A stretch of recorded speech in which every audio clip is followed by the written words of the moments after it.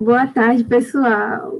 Nós somos o Asa Branca Aerospace, um projeto de extensão vinculado à Universidade Federal de Pernambuco, que tem por objetivo desenvolver e explorar essa área aeroespacial, que atualmente está crescendo bastante, mas, porém ainda é escasso no Brasil. Eu sou a Alexa Victoria, chefe de algumas das equipes do Asa Branca, e esses são Renato e Yasmin. Por favor, se apresentem. Boa tarde.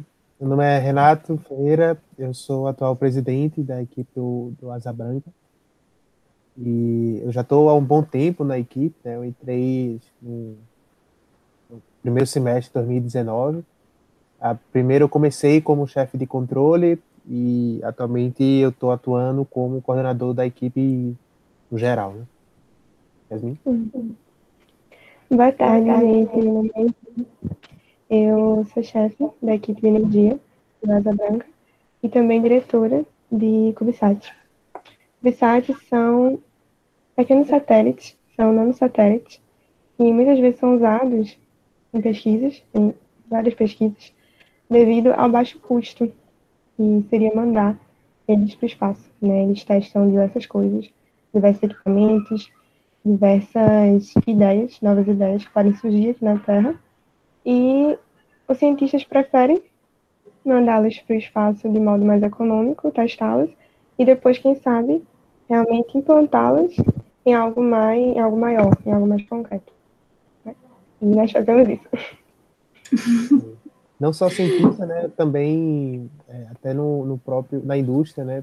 A gente tem um exemplo da a SpaceX que está chamando a atenção de todo mundo, né? Dando esse levantamento da exploração espacial. A gente tem um projeto deles do Starlink, né? Que trazia a internet para o mundo inteiro através de pequenos satélites que vão fazer uma constelação. Né? Então é algo que realmente está crescendo tanto na área acadêmica quanto no setor, na indústria no geral, né? Verdade.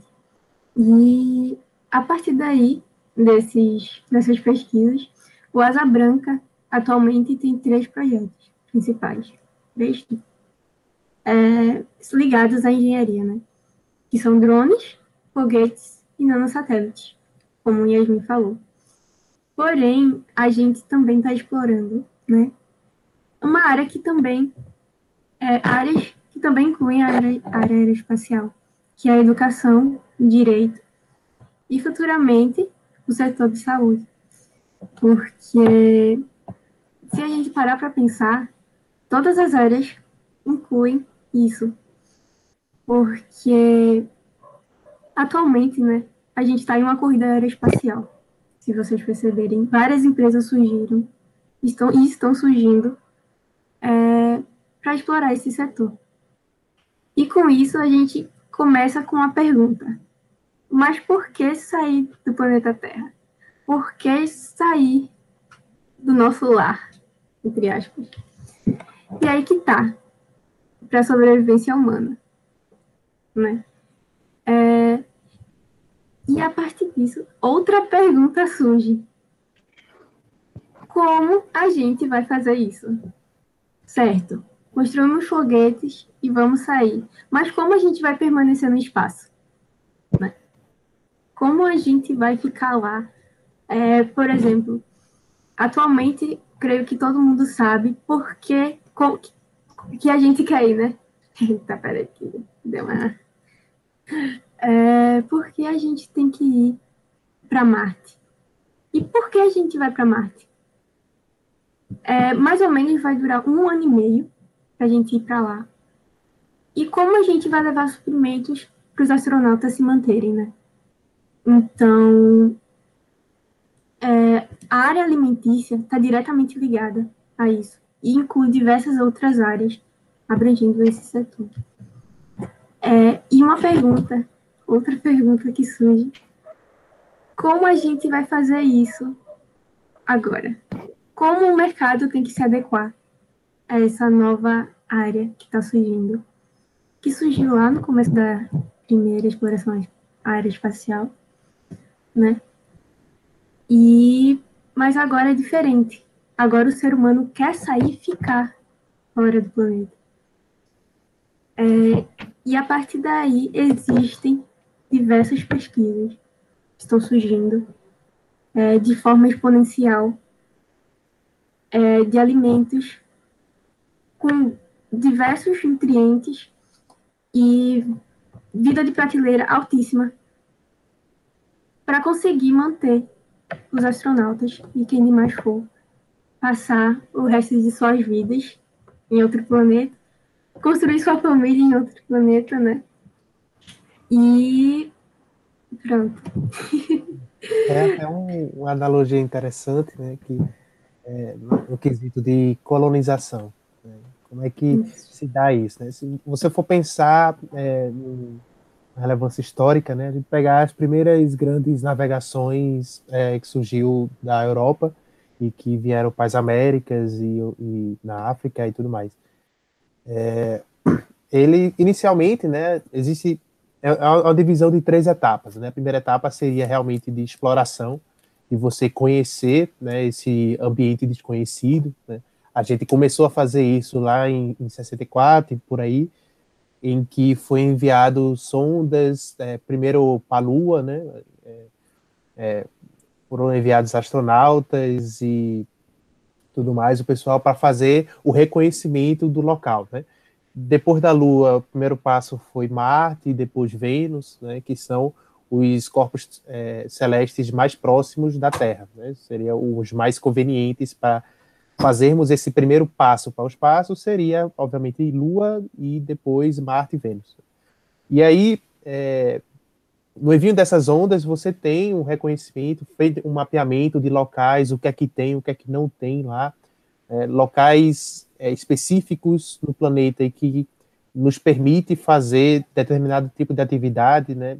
Foi encontrado, por exemplo, que em Marte os polos são bem similares da Terra no sentido de ter bastante gelo, né? Água no estado sólido. Então, já é um forte candidato de se acontecer, quando acontecer uma tentativa de colônia em Marte, que seja provavelmente próximo aos polos por conta desse fácil acesso à água. E com a água, bem, hoje, como não temos conhecimento de outro tipo de vida além da Terra que não use água, né, de alguma forma ou de outra, né, a água é a essência da vida que a gente conhece. Então, ter descoberto que existe bastante água lá, teve esse novo incentivo de a gente tentar fazer alguma coisa para acelerar esse crescimento e a iniciativa de colonização em Marte. Bem como na Lua, né? Um pouco mais recente foi descoberto que na Lua existe bastante água, né, no formato de cristais sólidos, com poeira de água, né, poderia dizer assim, em que também poderíamos fazer uma iniciativa de colonização na Lua. Né? Não teria os seus desafios, né? Obviamente, a Lua não é tão rica no quesito de nutriente como Marte, mas ela, em compensação, ela tem outros benefícios. Né? Então, obviamente, cada corpo celeste tem suas características, tem seus desafios a serem vencidos, né? E com passando essa primeira etapa, né, de reconhecimento de reconhecimento do local, que são potenciais, que podem vir a se tornar potenciais colônias, né, colônias que chegam na segunda etapa, que seria o passo inicial, a gente pisar lá, né, e começar a fazer os primeiros passos para preparar uma colônia futura. Né, e nessa etapa é quando começa a entrar o fator humano. Né? A gente não está só explorando, não está só descobrindo o que é que tem lá, não, a gente está pensando em como é que pode um planejamento inicial para que viabilize a habitação humana naquele local. Né? Então, por exemplo, vamos pegar Marte. Né? Eu quero ter uma colônia lá em Marte, né? Eu quero ter pessoas lá. O primeiro desafio é não ter oxigênio, não dá para respirar, então vou precisar ter alguma forma de produzir oxigênio. Isso pode acontecer com você pegar água e com um processo químico, separar a água em H2 e O2, né? Em oxigênio e hidrogênio. E aí você tem uma produção de oxigênio. Só que a nossa atmosfera, a maior parte dela é feita por nitrogênio, né? A composição atmosférica que nós humanos somos habituados não é 100% oxigênio. Então precisa ter nitrogênio, precisa ter, enfim, São vários desafios que devem ser vencidos, né? E quando nós, como equipe, né, estamos preocupados com o desenvolvimento do setor aeroespacial como um todo, não tem como a gente ficar, por exemplo, só na engenharia, né? Tem que abrir esses braços para pegar outras áreas, a questão de direito, né?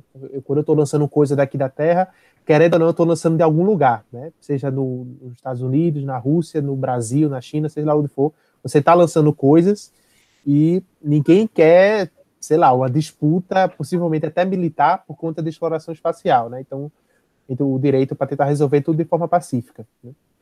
E nessa mesma onda de não vamos estar preocupados só na engenharia, mas também no contexto aeroespacial como um todo, né?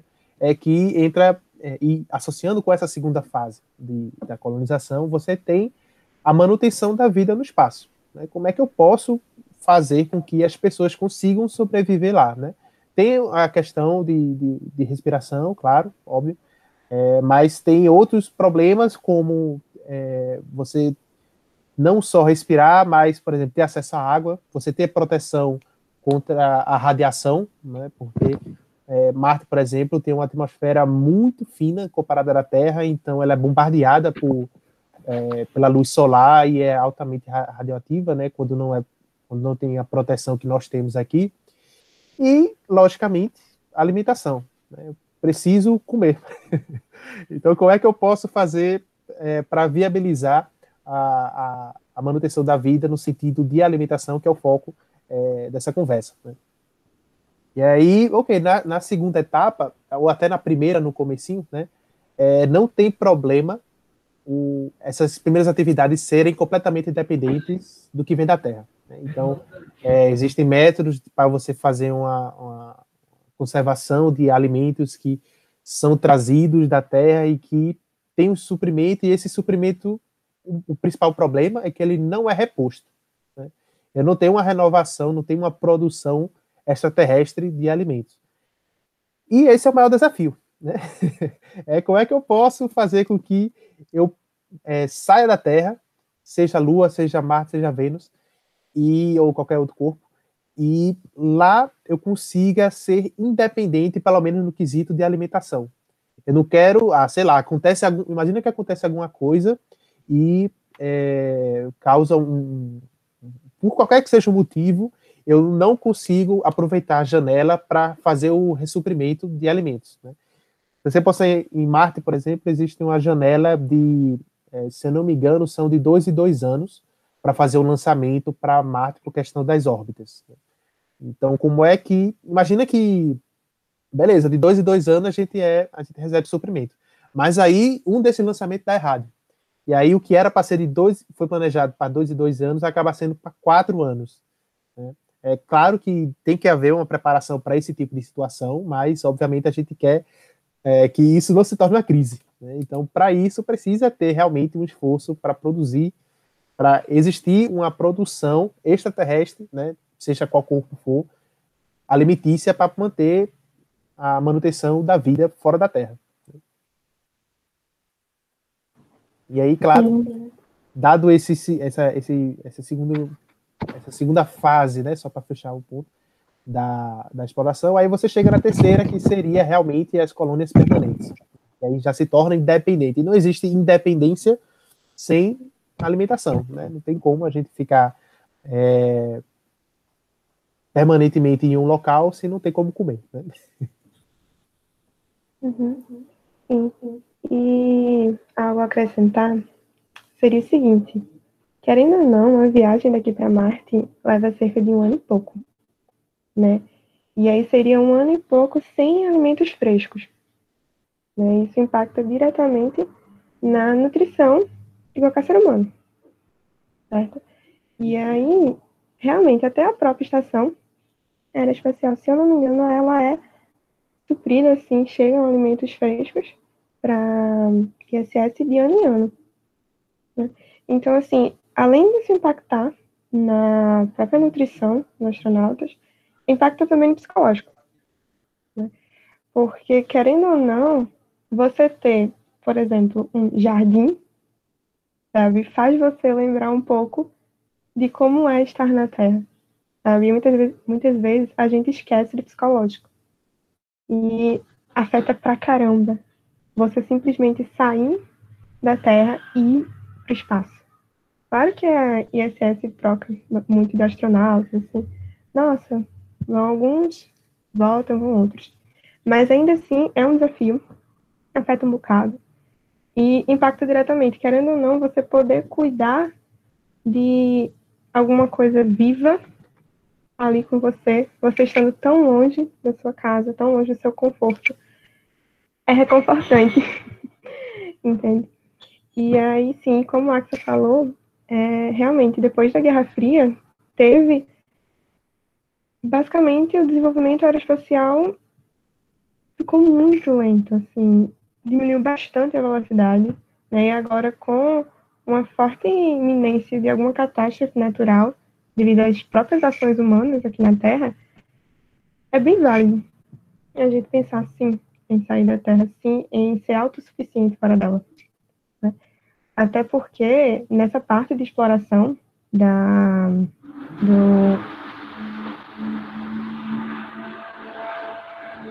Tá pra ouvir?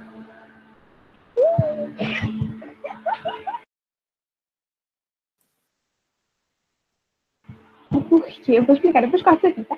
Mas é porque, assim, tem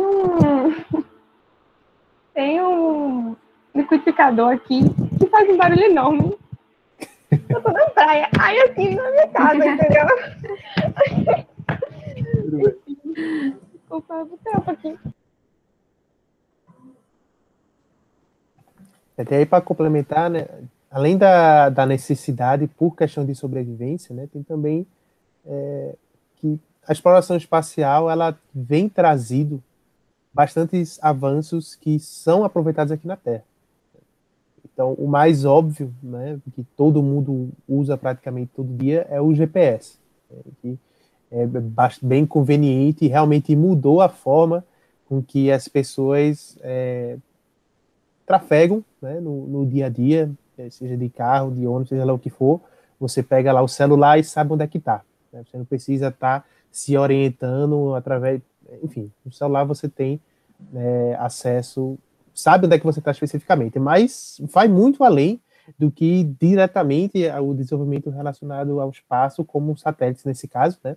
Mas até um notebook, por exemplo, tecnologias que tentaram viabilizar a miniaturização da eletrônica no geral, foi bastante incentivada pelo desenvolvimento aeroespacial, né? Porque você precisa ter coisas pequenas e leves para minimizar os custos de quando você está levando algo para fora da Terra, né? Porque se você pegar um foguete, a proporção de massa, de coisa realmente útil que você pode levar e da estrutura e do combustível, ela é bem pequena. E aí, por conta disso, você precisa ter coisas pequenas, altamente eficientes, né? E também convenientes para quem vai estar trabalhando fora. Então, até a questão do fone de ouvido. Isso aqui que eu estou usando é um fone de ouvido cabeado, é tecnologia ultrapassada já, porque foi desenvolvido, né, fones de ouvido sem fio. Né? Por que sem fio? Porque lá, imagina você na Estação Internacional Espacial, com fones de ouvido, sem gravidade, aí você começa a se enrolar no fio que tá lá, né, na sua orelha, para você conseguir se comunicar. Então, surgiu de lá a necessidade de remover o fio, e aí com o fone sem fio de lá foi trazido para cá e está se tornando cada vez mais popular, né, o uso de fone sem fio. Então, assim, tem várias coisas. O tênis, né, esportivo é algo que você pode não associar muito, mas o material utilizado, né, para fazer o conforto, ele é um material que, na época, não sei se hoje ainda, mas estava em desenvolvimento para ser utilizado nas roupas dos astronautas, né, naqueles EVA, os equipamentos de exploração espacial. Então, assim, além da necessidade realmente de garantir, né, a não extinção humana no cenário apocalíptico, tem também os benefícios diretos que o desenvolvimento espacial pode trazer para a nossa vida no dia a dia hoje. Então, assim, não existem desculpas para não ir para o espaço, né? Porque como o ambiente lá é extremo, muitas das coisas que é desenvolvida lá, para funcionar lá, dá para funcionar aqui tranquilamente, mas são benefícios que afetam a gente tanto no futuro como no presente, no agora.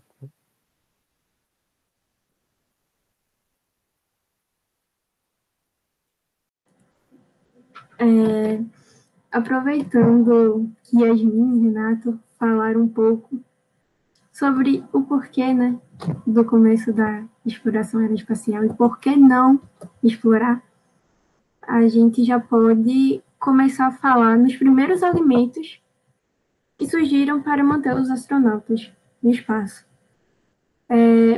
A gente pode dividir em 3 categorias, se a gente se basear no programa da Apollo, que é o que mais nós conhecemos, né? Que foi o que fez o homem ir à Lua. E o primeiro alimento a ser utilizado foram os alimentos liofilizados. Creio que muita gente sabe, mas também tem gente que não sabe.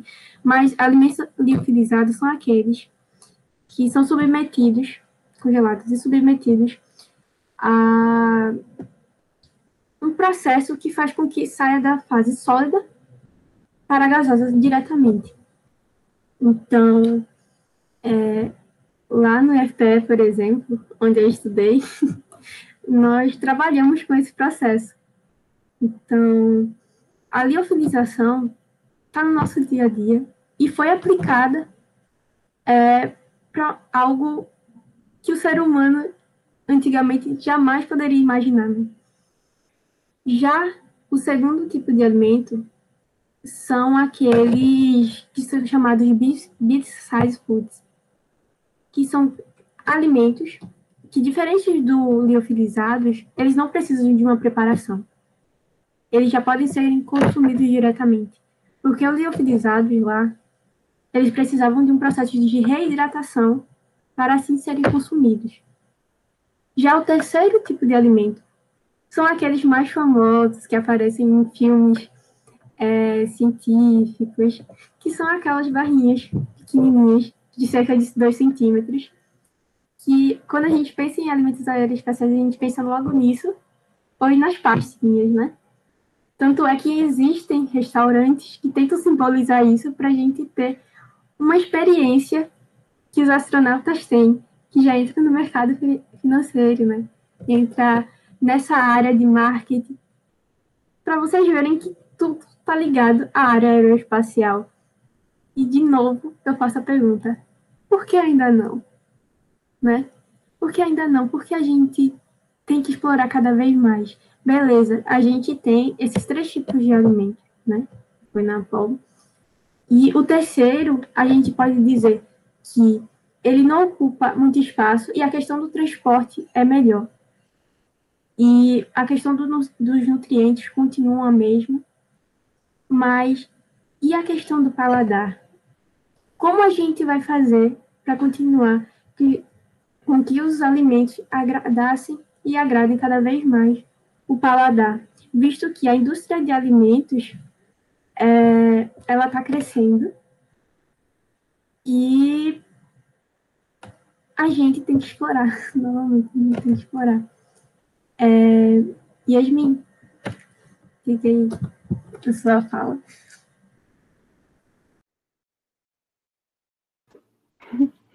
Oi, não, sim, exatamente, eu concordo. E uma coisa que eu também queria comentar é porque, assim, a gente explorar outros planetas, outros corpos celestes, a gente também está explorando novas. A gente está explorando e descobrindo novos compostos, sabe? Novas formas de, vou dizer vida, mas pode ser um pouco questionável essa vida. Mas eles nós estamos explorando, estamos descobrindo novos seres, né, no geral. E a gente não sabe o quanto esses seres podem impactar, o quanto essas novas características que a gente descobriu em outros corpos celestes podem impactar em alimentos produzidos lá. né, como a Axa falou agora, a gente não pode só pensar na nossa sobrevivência. Não é só isso. A vida não é só sobreviver. A vida tem inúmeros prazeres diários, inúmeros momentos diários que você diz, ai, que bom que eu estou viva. Então, não faz sentido nós, seres humanos, que temos a capacidade de pensar e somos seres racionais, a gente não abrir nosso leque de pensamento, abrir nossa cabeça e proporcionar, né, para o futuro uma vida tão gostosa como a vida que a gente tem agora. Sabe? Não faz sentido. Então, é isso. Uma questão que a Yasmin falou lá no começo, que a gente pode começar a debater, é a questão das estufas, né? Estufas que estão sendo estudadas para serem aplicadas em Marte, porque Renato e Yasmin falaram a questão do estresse, porque se a gente parar para pensar, são seres humanos que vão passar muito tempo fora da Terra, longe de sua família, com poucas pessoas e pouco contato com a Terra, tipo, na questão pessoalmente, né? Creio que a gente vai ter a questão do virtual, que a gente tem essa videochamada, por exemplo, mas essa questão da jardinagem vai ajudar a aliviar o estresse. E a questão de ser autossuficientes, né? A questão de se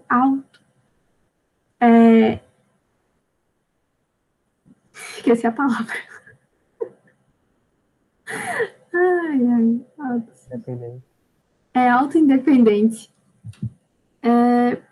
Por isso, os alimentos frescos vão fazer parte da vida dos astronautas, para eles serem parcialmente autossuficientes e depois serem autossuficientes.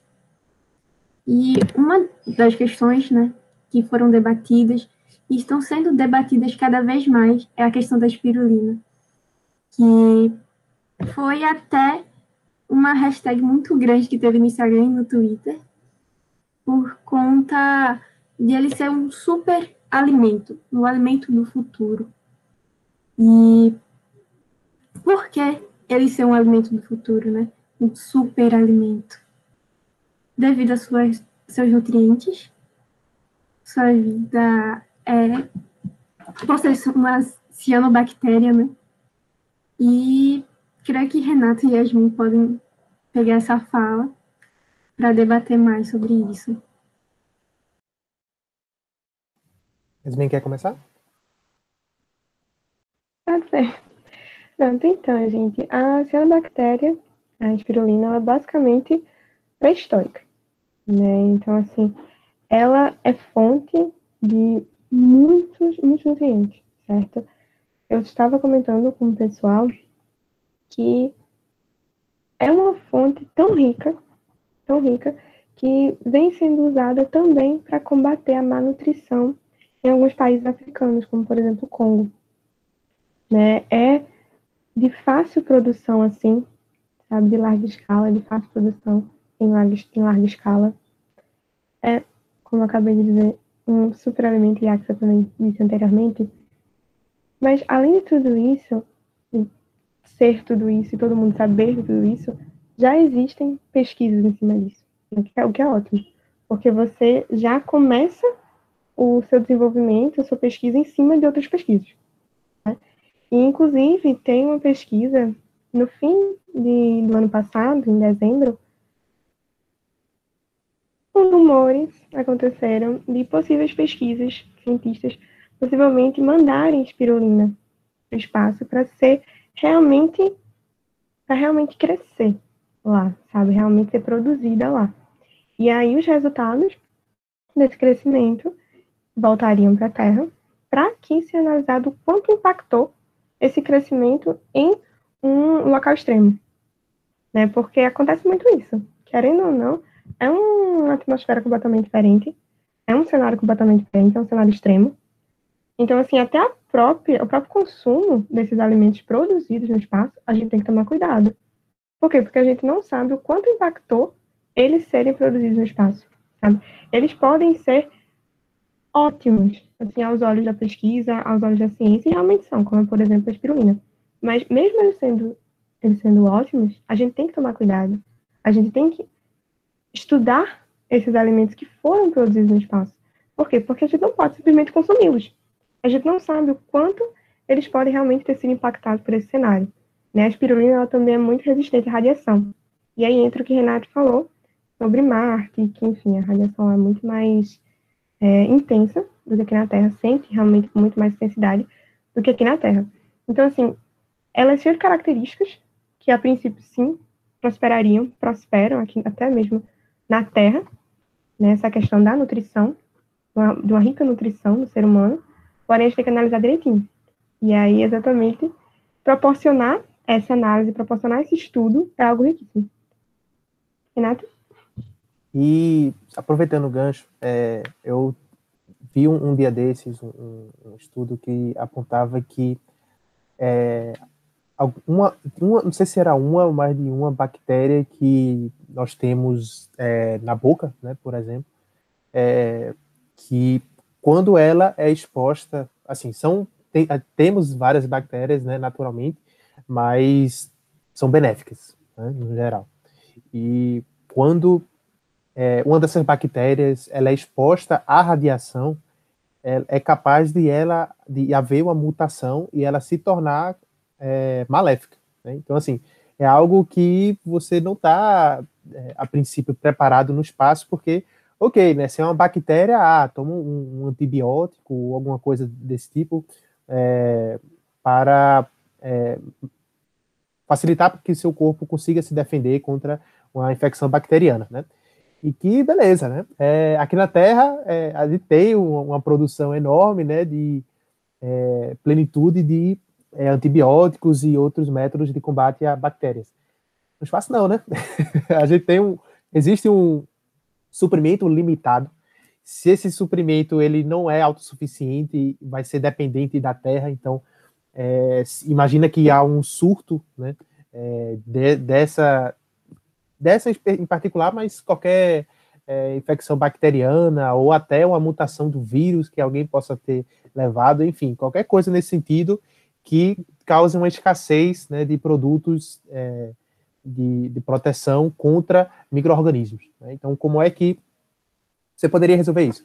A espirulina, ela entra também nesse ponto, porque além dela ser um superalimento, né, bastante nutritivo, então, naturalmente, seu corpo vai ter uma condição elevada natural por ela ser rica em nutrientes, né? Então você vai ser uma pessoa mais saudável. Ela também existem estudos utilizando a própria espirulina como um material de biossíntese para nanoprata.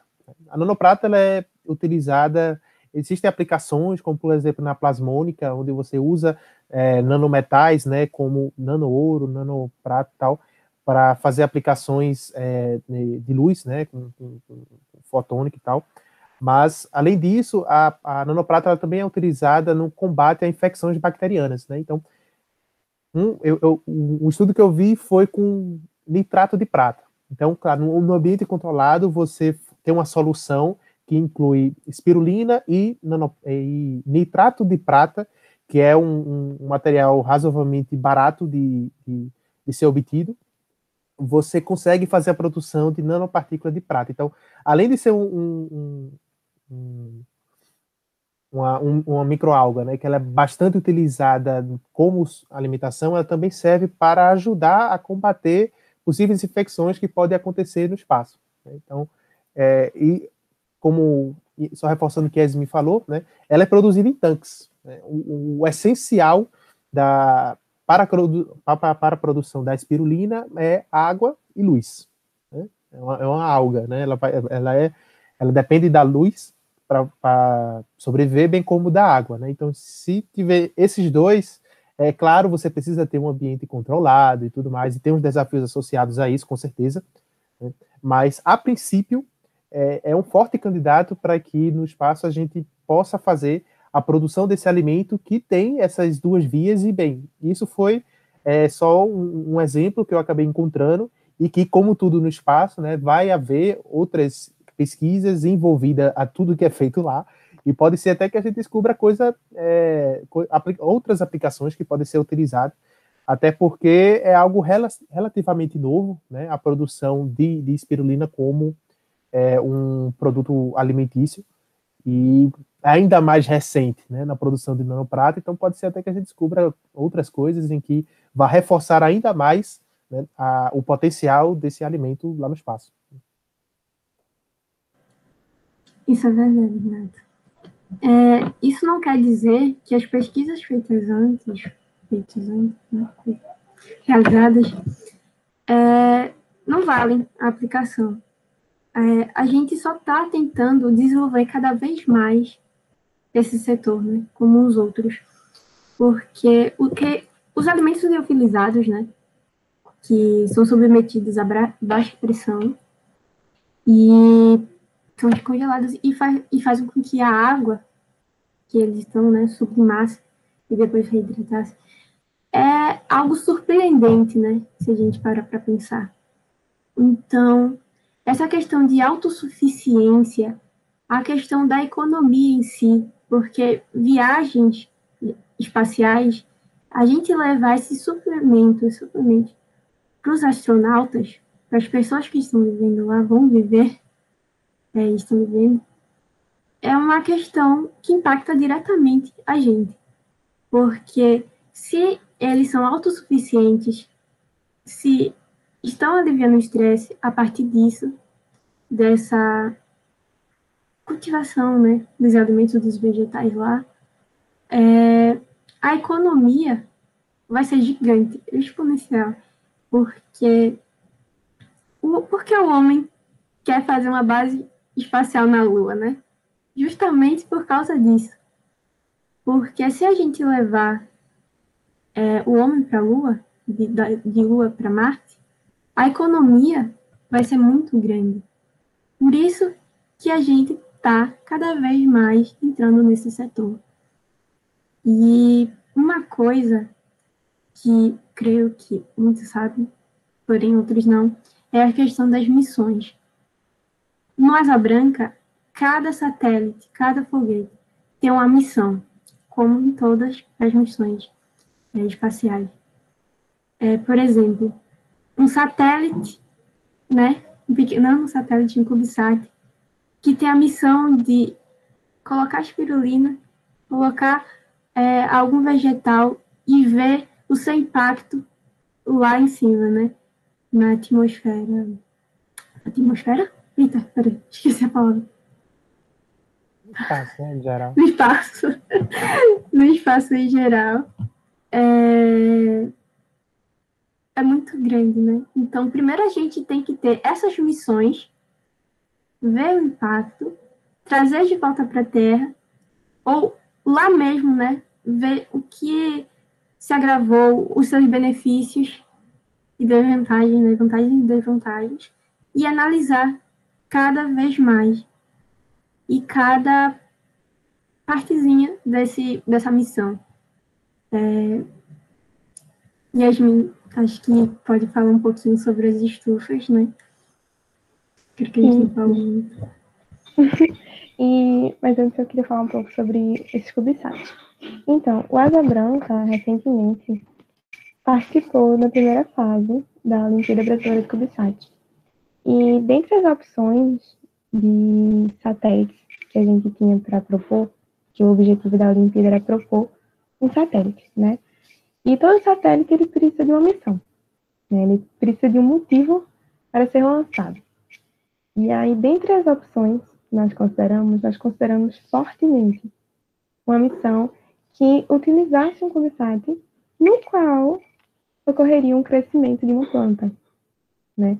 Então, nós lemos muito sobre o que nós precisávamos ter, o que era preciso ter de equipamento no CubeSat, de equipamento pequeno, para que a gente pudesse analisar esse crescimento bom, sabe? Analisar realmente a fundo as consequências desse crescimento da planta no espaço, sabe?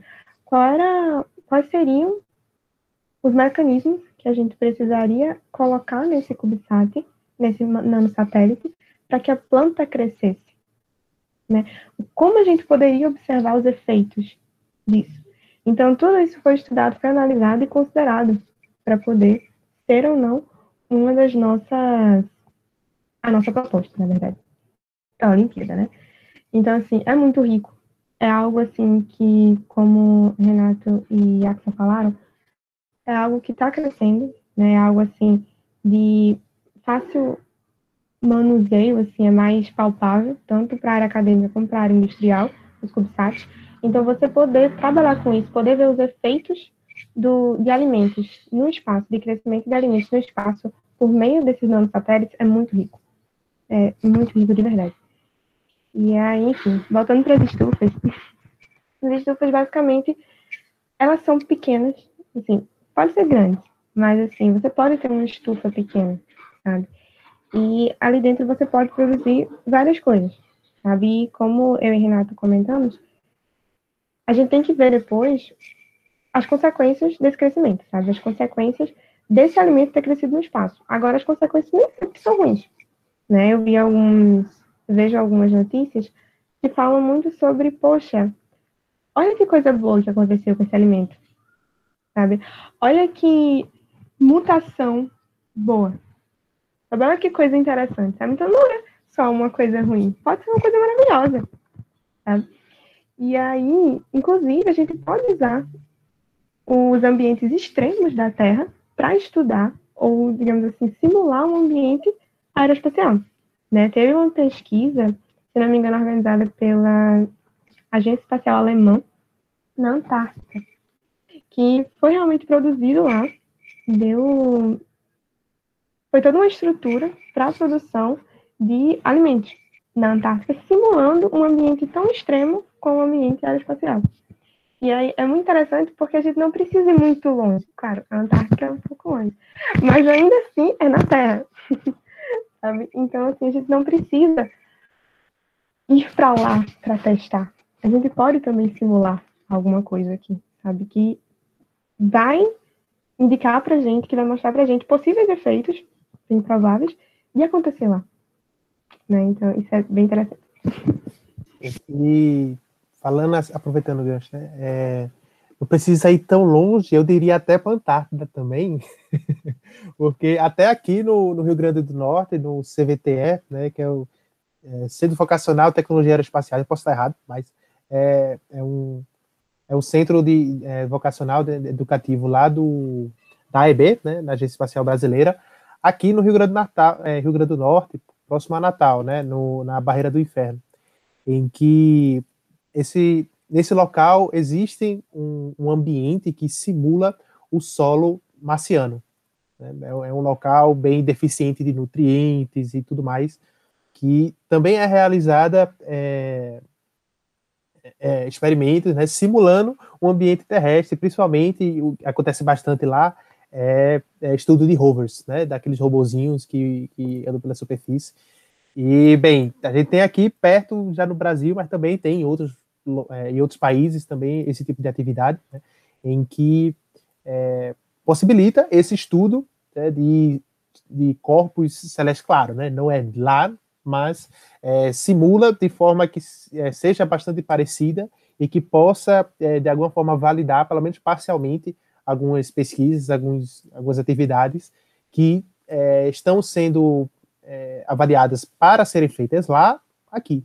Né? Então, nesse sentido, dá para a gente desenvolver para o espaço sem estar necessariamente no espaço. Ainda bem. É verdade, Renato. Aproveitando isso, Renato falou do Brasil. Muita gente acha que o Brasil não explora essa área, mas a gente tem a Agência Espacial Brasileira. A gente tem os centros de lançamentos brasileiros, que estão aqui no Nordeste, pertinho da gente. E pouca gente sabe disso, porque se a gente parar para pensar, quando a gente pensa nessa área aeroespacial, o que a gente vem na mente é logo a NASA, a SpaceX, mas a gente tem a Agência Espacial Brasileira. Então, a gente precisa primeiro aproveitar e se orgulhar do que a gente tem aqui no Brasil, o que a gente tem no Nordeste, né? A nossa cultura. Tanto é que o nome Asa Branca Aerospace, Asa Branca. Gente, se vocês pararem e forem ver nossas redes sociais, inclusive sigam lá, asabranca.as no Instagram. E toda a nossa equipe, tudo que a gente faz é para agradecer por causa do nosso orgulho que a gente tem desse setor e de ser daqui. Tanto é que o nome do satélite, né, que a Yasmin está mandando, é Lab de Jour, por conta da música, né, Lab de Jour. E isso é uma coisa surpreendente, porque muita gente sai do ensino médio querendo ser cientista, querendo ser astronauta, e para e pensa, como eu vou fazer isso se aqui no Brasil não tem? Gente, tem sim, calma, tem sim. Claro que a gente pode sair do Brasil e estudar por conta, quer queira ou quer não, que as pesquisas aqui ainda são escassas, mas, por exemplo, né, eu fiz o técnico em alimentos aí de Barreiras, como muitos alunos estão assistindo, creio eu. E saí e fui direto para o UFPE, Universidade Federal de Pernambuco, e entrei logo no Asa Branca. Então, a partir disso, eu já convido todos a conhecerem a nossa equipe, conhecerem, inclusive, o curso técnico em alimentos, explorarem cada vez mais essa área, que abrange diversos setores, como a gente falou ao longo dessa conversa aqui. E também convido vocês a conhecerem cada vez mais a nossa equipe, que a gente está de braços abertos para receber todo mundo, perguntas, ajuda, quer participar da equipe, vamos conversar, pode entrar, temos diversos setores para vocês participarem. E por aqui, creio que a gente já pode encerrar a nossa conversa. Foi um prazer ter essa conversa com todo mundo. É um prazer fazer parte desse congresso, né? Desse segundo canal. E estamos de braços abertos, como eu disse, para receber vocês. Muito obrigado. Nos sigam lá, né, como o Axel falou no Instagram, asabranca.as, né, asabranca.as. É o nosso Instagram lá, vocês vão encontrar o Asa Branca Aerospace, também no Facebook, pelo nome Asa Branca Aerospace. Né? Acompanha lá com a gente, pode mandar mensagem, se está interessado, pô, bacana esse projeto que vocês estão desenvolvendo e tal. Como é que eu faço para fazer parte? É só falar com a gente e a gente conversa e ver como a gente pode estar trabalhando junto para viabilizar a exploração espacial aqui no Brasil, aqui no Nordeste. Né? Então, como o Axel falou, todos vocês são bem-vindos para falar com a gente e contribuir, todo mundo trabalha junto para a gente poder tornar esse desejo, né, cada vez mais possível, cada vez mais real e agora. Sim, eu também gostaria de agradecer a oportunidade, né, tanto para mim quanto para os meus colegas e para a Asa Branca, estar aqui presente no congresso. E como o pessoal falou, estamos de braços abertos, somos uma equipe, é algo muito verdadeiro no Asa. Particularmente eu sinto muito isso. Somos uma equipe, todo mundo trabalha muito junto.